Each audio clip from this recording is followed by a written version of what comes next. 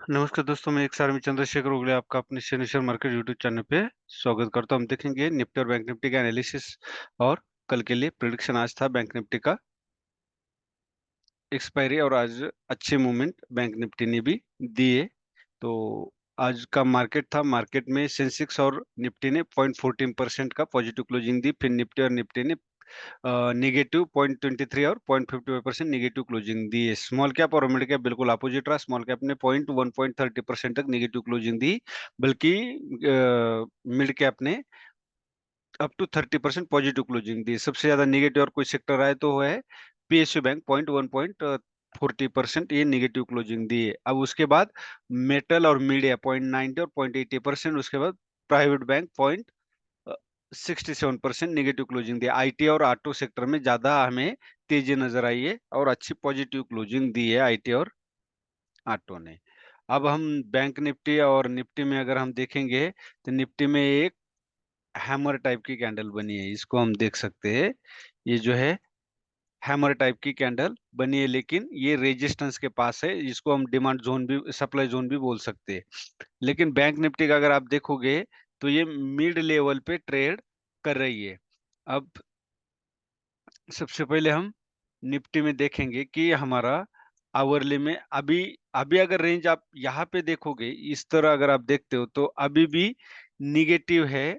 Sorry, trend negative क्यों है? जब तक ये ब्रेक नहीं करता हम इसको पॉजिटिव नहीं मान सकते, क्योंकि यहाँ हम डिमांड जोन के, सॉरी, सप्लाई जोन के पास ट्रेड कर रहे हैं। यहाँ से सेलर एक्टिव हुए थे, जो जहां से सेलर्स एक्टिव हुए थे वो रेंज जब तक ब्रेक नहीं हो गया हम उसको नहीं बोल सकते पॉजिटिव। अब आवरले आवरले में तो पॉजिटिव ट्रेंड है। क्यों है? क्योंकि हायर लो लगते जा रहे हैं, लेकिन हायर हाई ब्रेक नहीं हुआ है। ये हायर लो लगते गए लेकिन हायर हाई ब्रेक नहीं हुआ है। अब यहाँ पे आप देख सकते हो, जहां से बायर एक्टिव हुए थे ये जिसको हम बोल सकते हैं गैप फिल करने, गैप ओपन हुआ था, गैप फिल किया और मार्केट ऊपर चला गया और ऊपर सस्टेन भी हुआ है। 5 मिनट में हम देखेंगे कि हमारा ट्रेड का बनने का लॉजिक क्या है। लॉजिक यही था, यहाँ पे 3 बार टच किया, 2 बार टच किया, ट्रेंड लाइन लगाई, यहाँ पे हम बाय कर सकते थे। उसके बाद हमने यहाँ पे सेल करना था। सेल क्यों करना था? 4 टाइम टच किया, ये ड्रॉप, और यहाँ रेड कैंडल जो है ये बेस बनाया, ये रेड कैंडल बेस बनाया। इस वजह से हम यहाँ पे सेल करना था इसके नीचे। जी, अभी आपको क्लियर दिखाई देगा यहाँ पे। इसके इसके नीचे हमने सेल करना था, ये स्टॉप लॉस होता। सब बस यही एक रीजन था उसके पीछे सेल करने का। उसके बाद हमारा बाय कहाँ पे बनता था? इस कैंडल पे। क्यों बनता था? लॉजिक लॉजिक ये था, एक तो हम यहाँ पे लाइन खींच देते तो यहाँ पे ब्रेक किया, ऊपर से ये 2 टच थे, तीसरी बार थे प्रीवियस स्विंग लो, ब्रेक नहीं हो रहा था और वहां से मार्केट अप जा रहा था। तो जिसको हम बोल सकते हैं कि हमने यहाँ पे बाय करना था, और आप यहाँ देख सकते हो बढ़िया वन साइड रैली दी। अभी हमें सेल करना पड़े तो हम यहाँ पे सेल करेंगे। लॉजिक उसके पीछे का है, ये है डिमांड जोन। ये 2 बार यहाँ टच किया, हमने यहाँ ट्रेंड लाइन खींच दी, तो ये हो गया हमारा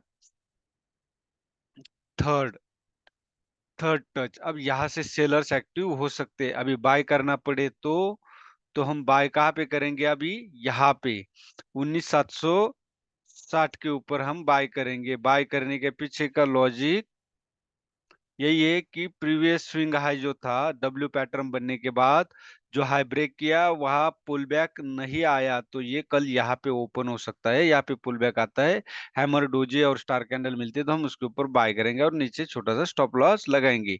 मार्केट में अगर आपको ट्रेड करना है तो स्टॉप लॉस लेना ही पड़ेगा, लेना भी चाहिए। अगर आप स्टॉप लॉस नहीं लोगे तो लॉस ज्यादा होगा। उसके बाद आप के अंदर डर आएगा और डर के मारे आप ट्रेड नहीं कर पाओगे।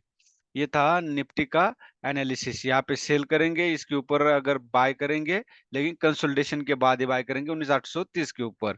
अदरवाइज हम सेल करेंगे 19,800 के नीचे और 19,760 के पास आके हम टारगेट बुक करके यहाँ पे बाइंग साइड बैठेंगे। ये था हमारा निफ्टी का एनालिसिस। अभी बैंक निफ्टी में सेम मैंने बताया कि ये जो लाइन है इसके ऊपर सस्टेन नहीं रहा, फिर भी कोई बात नहीं। ये जो लाइन, दूसरी लाइन हम खींचेंगे, यहाँ पे जो डब्ल्यू पैटर्न बना था, तो यहाँ पे ब्रेकआउट के बाद हम यहाँ आ गए। अब यहाँ पे हम बाइंग बाइंग साइड बैठेंगे, लेकिन थोड़ा सा पीसीआर का भी हम ध्यान रखेंगे। हर मार्केट में अगर रहना है तो आपको कैंडल को रीड करना सीखना चाहिए, सीखना पड़ेगा। नहीं सीखोगे आप सक्सेसफुल ट्रेडर नहीं हो पाओगे, स्टॉप लॉस भी लेने पड़ेंगे। अब ये था हमारा आवरली। आवरली में क्या है कि ये हायर हाई और हायर लो लगाते हुए यहाँ का जो हायर लो था, यहाँ का, सॉरी, ये वाला ब्रेक किया है, ये वाला हायर लोज।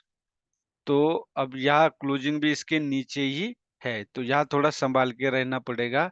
अब मार्केट में क्या है, कंसोलिडेशन फेज आ गया, काफी खतरे की घंटी है। जब तक ये लेवल ब्रेक नहीं होती 42,100, तब तक अब हम निगेटिव ट्रेंड नहीं बोल सकते, इसको हम बोलेंगे कंसोलिडेशन फेज। यहाँ से मार्केट अभी डिस्ट्रीब्यूट करेगा, एक तरह का डिस्ट्रीब्यूशन फेज बन रहा है। 44,440 के ऊपर जाता है तो हमारा पॉजिटिव ट्रेंड शुरू होगा, और यही इसी रेंज में खेलता रहेगा तो समझ लो मार्केट कंसोलिडेशन फेज में है। अब अब आप देख सकते हैं कि सेम बैंक निफ्टी की तरह ये था पिनट। अब यहाँ पे अगर आप देखोगे, ये वाली लाइन यहाँ पे लगाते हो, ये टच था, यहाँ पे लगाते हो, आप देख सकते हो, या थर्ड टच किया। आ अब ये फोर्थ टच था। अब देखो यहाँ कितना कंसोलिडेशन दिया था, तो इस कैंडल के नीचे हमारा सेल बन रहा था, तो हम इस कैंडल पे बाय कर सकते थे, इसके ऊपर स्टॉप लॉस लगा सकते थे। क्यों? क्योंकि ये एक तरह का यम पैटर्न भी बना था, आप देख सकते हो, ये यम पैटर्न भी बना था। बस ये था लॉजिक यहाँ पे बाय करने का, पीछे का। अब उसके बाद हम यहाँ पे बाय कर सकते थे। क्यों कर सकते थे? अगर आप देखोगे ये वाला पॉइंट, ये देखो, ये, तो हम यहाँ पे बाय कर सकते थे, क्योंकि यहाँ पे यम पैटर्न बना था, तो हम इसके नीचे बाय करना था। अब इसके नीचे आप बाय नहीं कर पाए, इसको ब्रेकआउट देने के बाद आप देखो पुल बैक आया, इस कैंडल के नीचे हमने बाय करना था। ये देखो, बिल्कुल सिंपल ट्रेड होता है, आपको समझ में आना चाहिए। स्टॉप लॉस तो लेना पड़ेगा, जरूर नहीं कि ये यहाँ पे आया, इसके नीचे अगर हम बाय भी करते, कभी कभी यहाँ से कैंडल रिवर्स भी जाती, तो हमें यहाँ स्टॉप लॉस लेना पड़ता। लेकिन अब सबसे बढ़िया ट्रेड कहाँ पे होता, अगर आप यहाँ पे लाइन मारते और यहाँ पे देखो पुल बैक आया था, ये यहाँ से मार्केट ऊपर आया और यहाँ स्टार कैंडल दी। मैं हमेशा बोलता हूँ स्टार डोजी और हैमर कैंडल, इसके नीचे सेल, इसके ऊपर स्टॉप लॉस, और एक बढ़िया मूवमेंट आप यहाँ कैच करते हो। उसके बाद आपको सेकंड ट्रेड जो बन रहा था, यहाँ पे देख सकते हो डब्ल्यू पैटर्न बना था, थर्ड टच किया, हायर लोज लगा रहा था यहाँ पे। ये 2 पॉइंट को हमने, इन 2 पॉइंट को,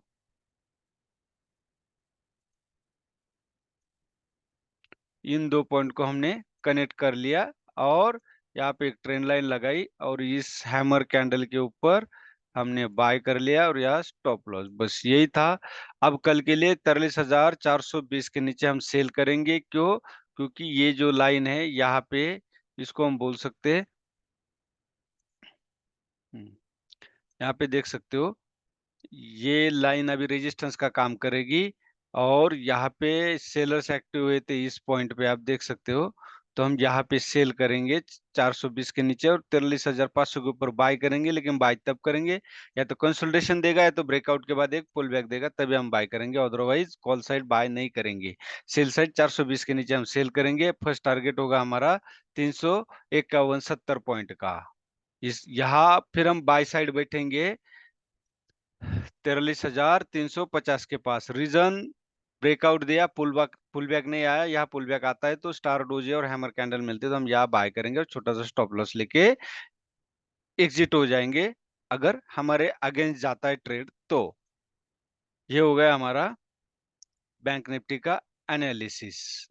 अब जो भी मैंने रेंज बताई ये कल के लिए अगर gap up gap down open हो इनवैलिड होगी, फिर हम 15 या 30 मिनट की रेंज फॉलो करेंगे।